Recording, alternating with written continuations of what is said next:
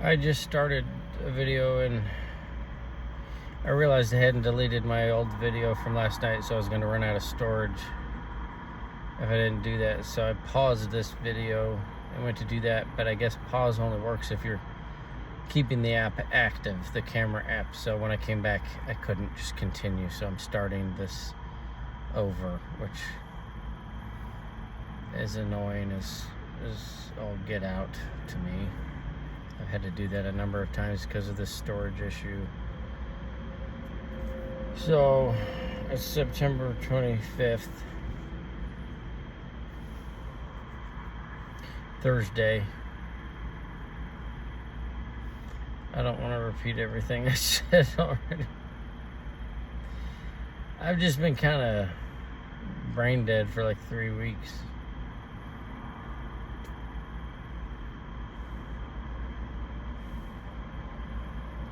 I don't know why. At first I thought it was the stress of coming back and having the apartment fall through, and then the heat, the loss of sleep from heat here in wonderful Kansas City, and then going back and readjusting to altitude. I thought it was all because of that, but I don't know anymore.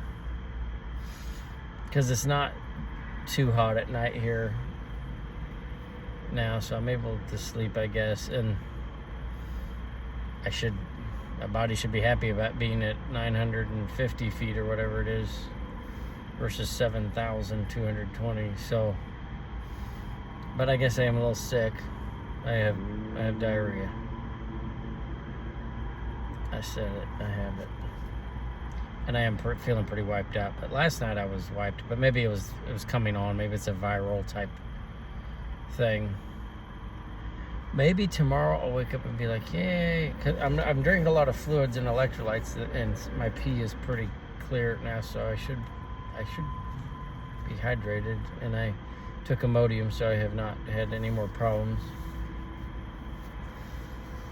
We'll see. Hopefully my brain didn't just begin some kind of dementiatic death or something. But like when I sit down to write, like I didn't do that today, but like for the past week or two in Liberty, or in Laramie, it wasn't like what it was before.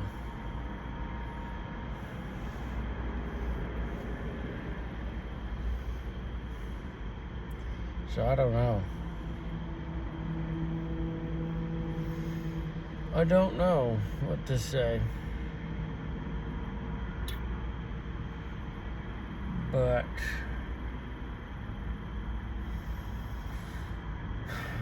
we got a lot of to-dos. We gotta still work and make money.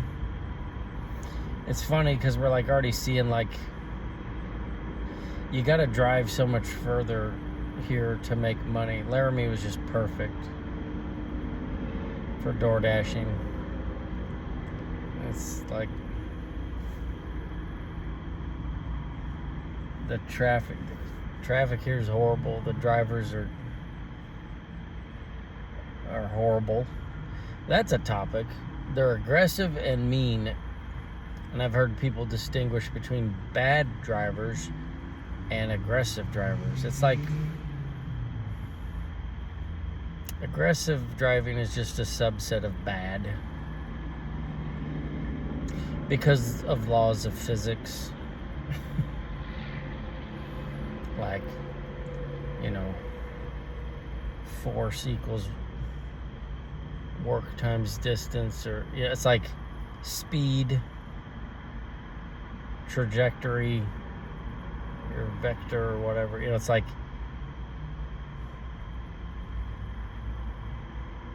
you go fast and you get close to people, you increase the probability of having an accident and having it be bad, having it be worse than it would have been otherwise. That's just how it is. That's the facts. So if you do that, you're a bad driver.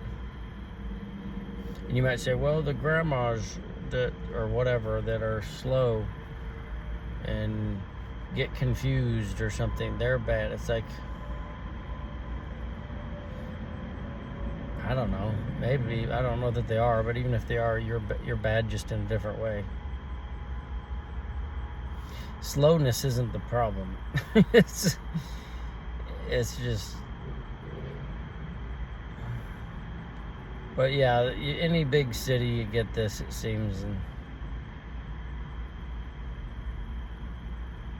people are just in a perpetual state of kind of a panic almost. One time I rented a car. We've done that on and off a lot, and I was door dashing and I did an experiment. I thought, you know what? I'm going to see if I can keep up with the average person, because I'm always getting past and on, like, taking off from red lights, from green lights or whatever. Everyone's always beating me, and I'm like, at first I was like, well, our car's old, and then it's like, but in these rental cars, it's like, no, I have a newer car, and I just tried one time for a while, and I realized people are just flooring it. People are just, like, all the time flooring it, like, which is hard on an engine. And what I guess some people probably figure, well, I'm gonna buy a new car every few years anyway, so I'm gonna just pound this one to get everything I can out of it. And so, like, I mean, and even old ladies and stuff are just flooring it, exceeding the speed limit by a lot, and accelerating to those speeds like so fast. It's like, it didn't used to be like that. It's so weird. At least around here, this is how it is. But that was quite an experiment. And then I realized what happened was I kind of got hooked on it, because it's like a stimulant, kind of, maybe like a roller coaster. It's like your senses become more heightened, and you become more alert. So in a sense, I did become more aware in detail of my surroundings, and like of distances and things, because you have to be, because you're going so fast and all this stuff, that you have to be more alert. And it's almost kind of like speed or something, like a drug. And so I kind of got hooked on it. I was in a little Kia Soul. That thing was so zippy and maneuverable. I was just tearing it up, man. I was going all over. And I also had an experience like that in Florida, because, oh my gosh, those guys in Jacksonville were so aggressive. Way worse than here even. You had to be aggressive. You just had to be. That was just survival. But then at some point, you kind of just become one of them, and you're driving like a maniac before you know it, if you're not consciously trying not to. It's an interesting phenomenon, but I had to consciously make myself calm back down, because it's an addictive thing to drive like that for me. And then I kind of realized, well, this is why people are doing it, probably because they just, it's like a stimulant, and that's what they become used to, and they're kind of hooked on it. But your MPG, the other thing I noticed, my MPG was so bad when I drove like that. I mean, it was like, I didn't really do the math, but it was way. I was using so much more gas driving like that. It was shocking. Big difference. So it's expensive, gas-wise, to drive that way as well. But there's some weirdos. But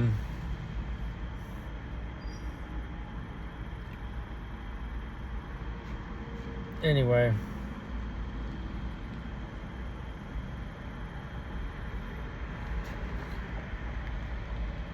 that was all I had to say, I guess, about about the driving here.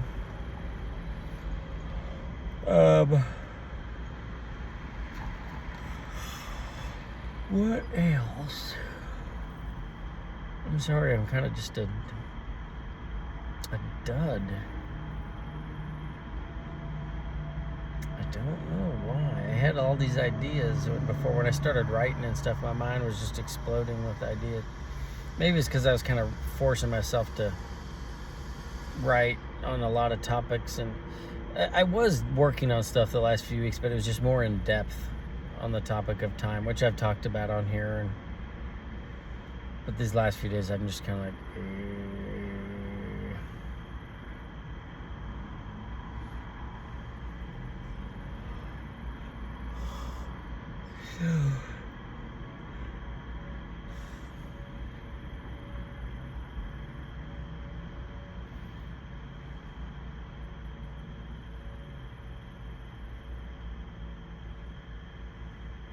I do miss Laramie, though.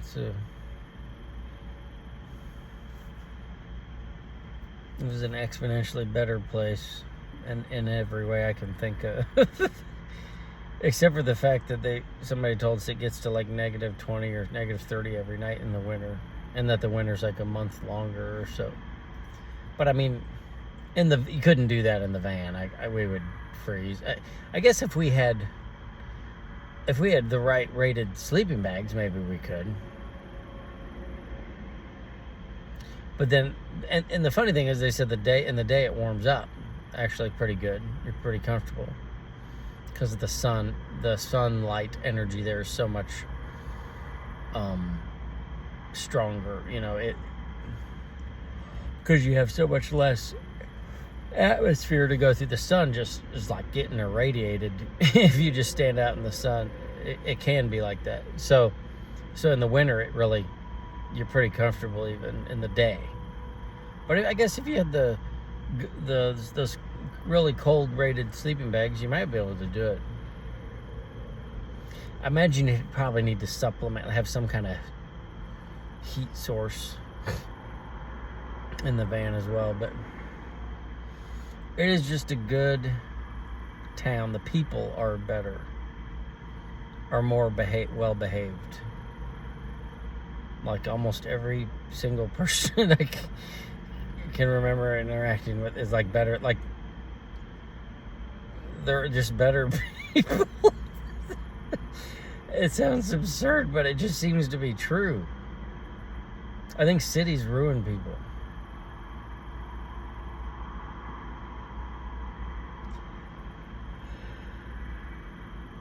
We probably made Laramie worse because we're from the city, from Kansas City. I don't know.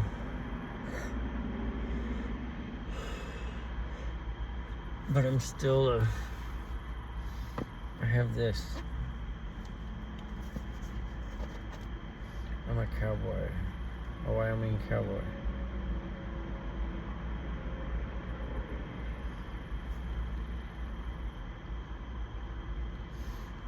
But let's see what else.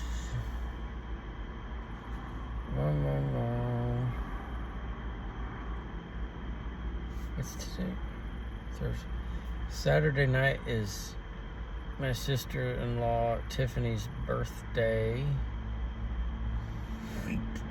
party, I should say.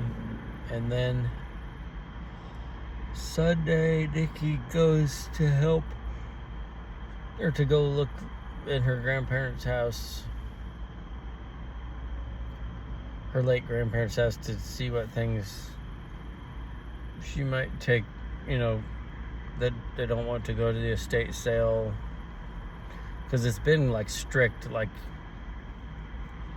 only I think the executors or I'm not executor, only the beneficiaries. No, executor. Like I think there was like the direct children were the executors / executrixes or whatever. And one of the grandparents' children had passed, so that her daughter is one of the executors. And somebody's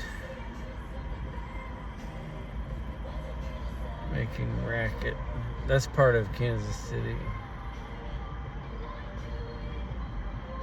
People just, I don't know if you can hear that, but it's like everyone can hear it. Not everyone wants to hear it, but they don't care.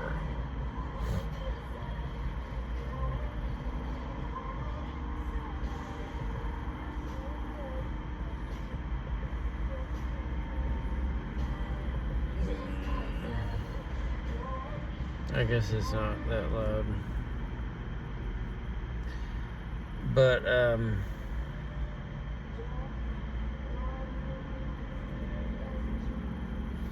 it just irks me sometimes.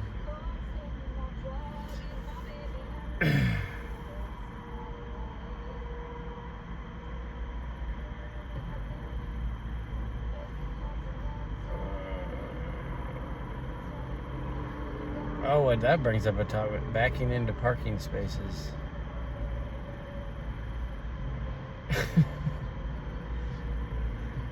just stop. It's not necessary. It's completely unnecessary all the times I see people doing it. I'm not saying you never need to be able to back in somewhere, but like you're in a grocery store, shopping mall, strip mall parking lot, and you back in. And it's always these big trucks.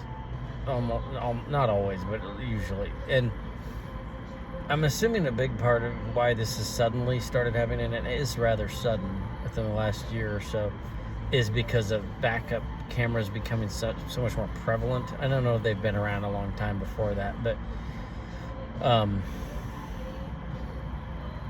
that it's easy to do that, but maybe they feel it's safer than pulling in forward with a big truck because they can't see exactly, they need to go in as far as they can because the truck's long, and with the front end they can't see exactly, whereas the backup camera will put you right, shows you right exactly there. But a guy was backing in to a spot in a parking lot today, and there was 4 or 5 cars having to wait. Everyone else is driving through the parking lot like normal, looking for a space, and he passes the spot, of course, and then stops. And then everyone is behind him has to stop, and then he starts backing up, and it's like, whoa, glad we weren't closer. And then he backs up and stops the other direction of traffic because he's going across both lanes. And I'm sure people like that would say, well, you stop traffic when you back out of a spot. And it's like, no, because when you're in the spot, you realize that the people in the driveway have the right of way. So you wait till it's clear and then you back out. But when you're backing into spots, you force everyone, you hold up everyone else. So just please stop. It's just absurd and silly. And I don't really know what the true benefit of it is, other than what I said before. And maybe I've heard people say, "Oh, you could hit a kid when you pull out, when you back out." It's like you could hit a kid backing in. Kid might be even more likely because the kid dashes out from between other cars. There's no way you'd see him in time. I don't get it. I wish it would stop. But it won't. It's like all the the true worst drivers seem to get away. Like the fact that the left lane on a highway is now the passing lane, I guess even legally, at least in some places, is just absurd because none of these people that are passing are going the speed limit. They're exceeding it by a great amount, and then they're demonizing the people that are going the speed limit. You should never exceed the speed limit, even in the passing lane. It's to pass people that aren't going at least the limit. It's a limit, top, max, no further. That's a limit. And mathematics, a limit is you don't even reach the limit. It's like, so these are the type of people that tend to run the world currently. The ones that inconvenience everyone else. And,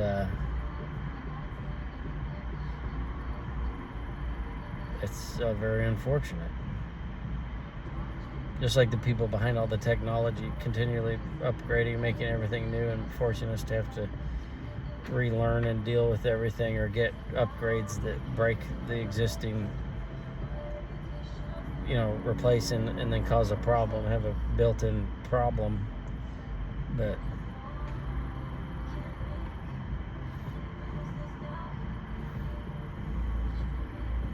I don't know.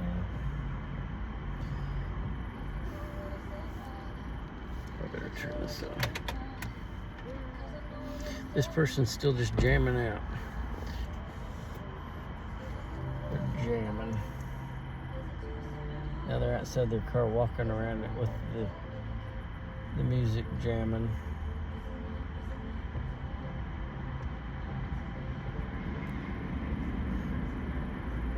What are we dealing with here? What are they up to? Because this place is closed, and we're here to sleep, and a fair amount of people sleep here. Maybe that's his bedtime routine.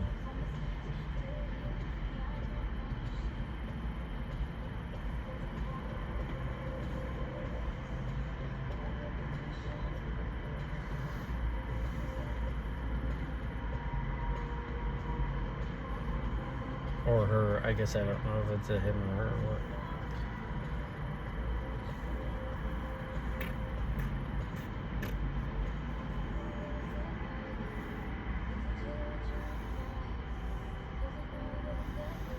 So yeah, we're just kind of going around town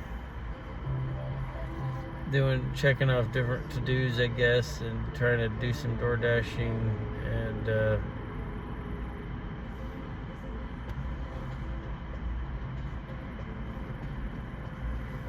let's see, 25th is it? So 26, 7, 8, 9, 10, 11. Wait, what am I doing? If it 6, 30, 31. I can't do it. 25, 26, 31. Wednesday is October 1. 2, 3. So Emma, I think, comes in a week from Saturday. Emma comes, I think, to town. So we'd like to see her. Oh, that reminds me, we got to talk. My sister wanted to join us on the way back when we go back to Laramie, so I wanted to talk to her about when she'd be open to doing that. Because it's expensive for us to live here if we don't have to. And that's not helpful. So as soon as we can go back, we're going back, and is how I think it's going down. So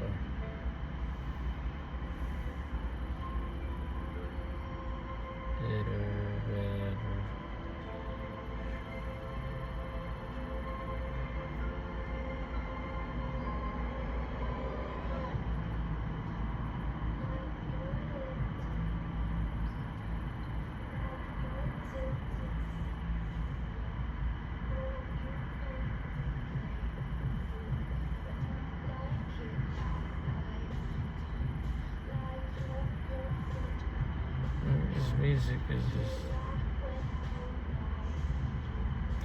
it's probably just an oblivious young person.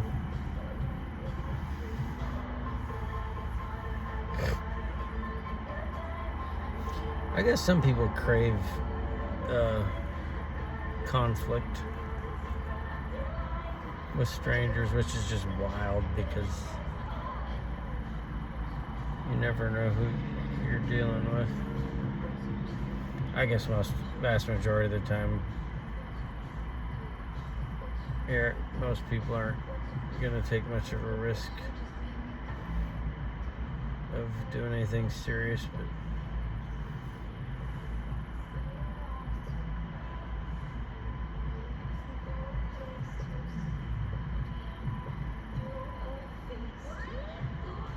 it's like the thing with me is like, why is he doing it? What is happening? Why is he here at 10 o'clock, 10, 11 on a weeknight in a closed business parking lot, just walking around his car with his stereo blasting?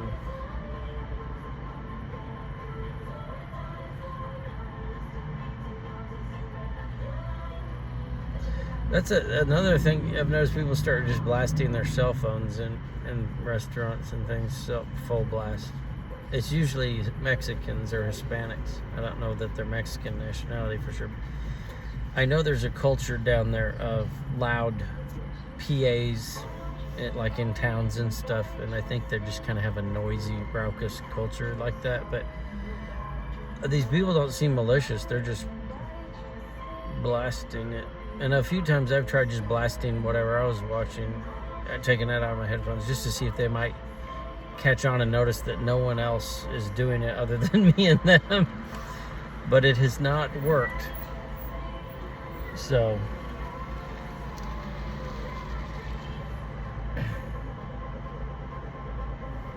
the world is just kind of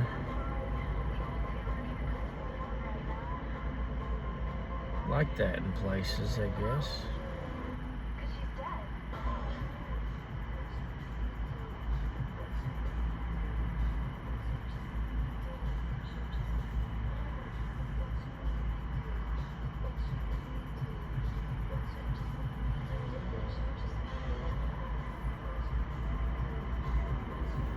I wonder if Jesus like dealt with people like cutting them off and like shouting them down, and clearly he ultimately dealt with the horrible end that his physical life came to, or his first, I guess, physical life, you call it. But I guess the answer's there. Father, forgive them, for they know not what they do. But not like I'm Jesus. But we are, as Christians at least, supposed to try to be like Christ. In Catholicism, well, at least in Orthodoxy, they have a term called theosis. Theo, like, is God. And I guess theosis is becoming essentially like one, like God, to the point where you're one with Him. And that's kind of the goal of the Christian life and those faiths, is to become more and more to the point to you can become one with God.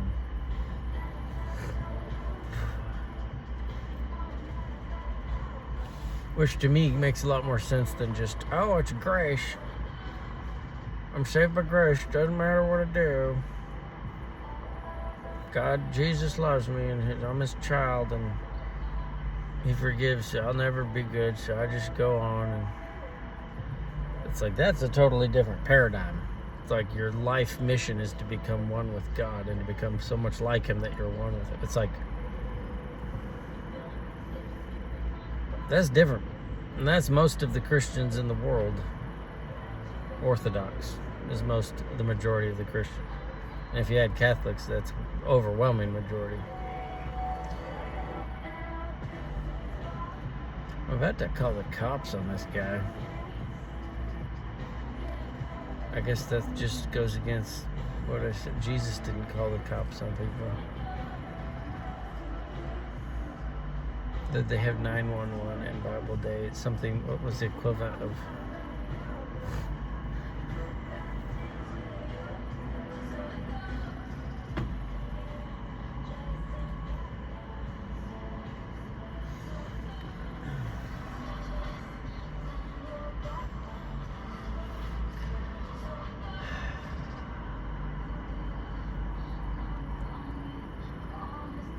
I'm sorry, folks. I'm just not as interesting as I used to be.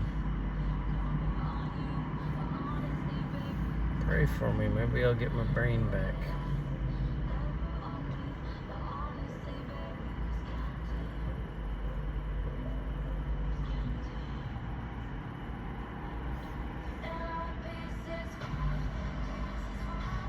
I guess I'll go now and see if I can maybe lay down and drown out this guy's stereo with my Shox headphones.